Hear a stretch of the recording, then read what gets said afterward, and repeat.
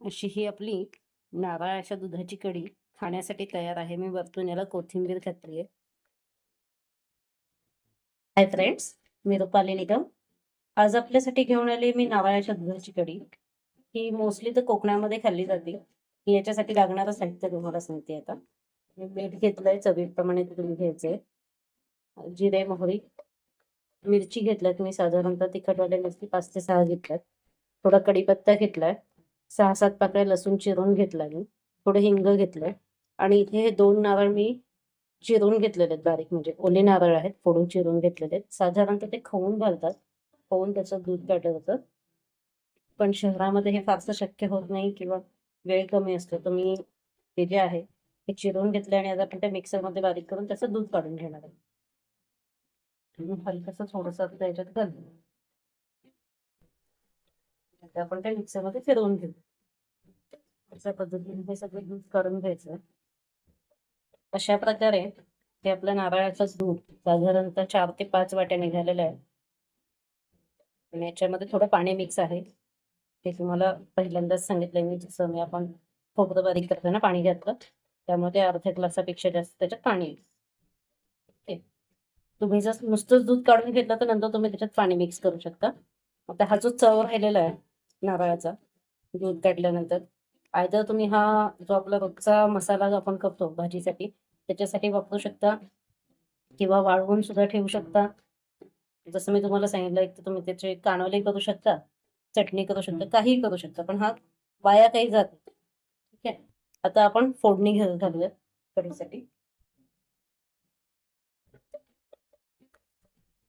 चला, तर मी एक भांडं ते पितळेचं माझ्याकडे पातेलं आहे, त्याच्यात थोडं मातीची अंडीही वापरू शकता, ते कुठलंही भांडं वापरू शकता.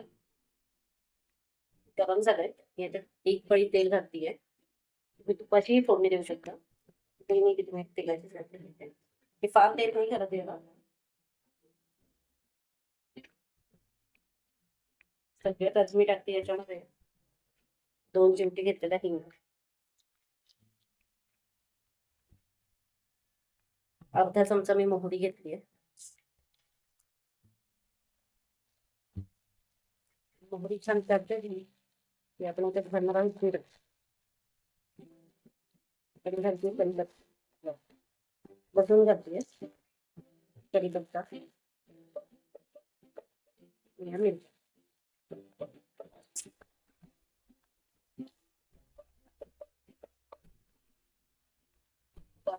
जे काढलेलं आहे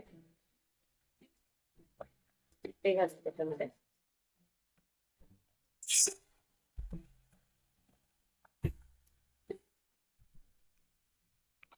तुम्हाला कितपत दाट हवंय, ते जसं दूध काढलंय आता जेवढं दाट हवंय तसं तुम्ही ठेवू शकता किंवा आणखी थोडंसं पाणी घालू शकता.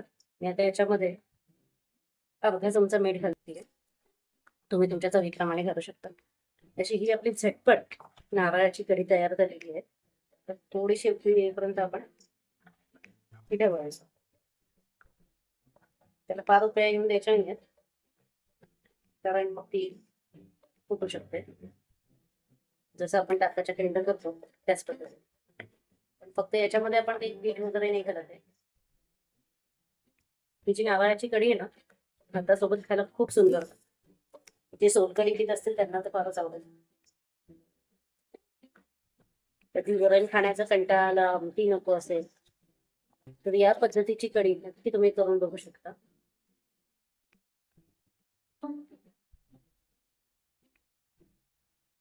हलकस थोडस पाणी घालते याच्यामध्ये,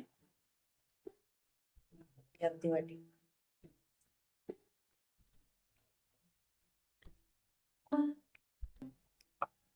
आणि याच्यासोबत छान गरम गरम मऊ लुसलुशीत भात खूपच सुंदर लागतं.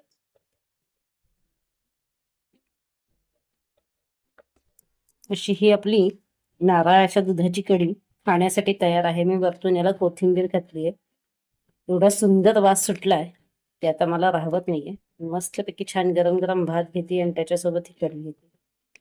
धन्यवाद. पुन्हा एकदा भेटूयात नवीन एखादी रेसिपी घेऊन.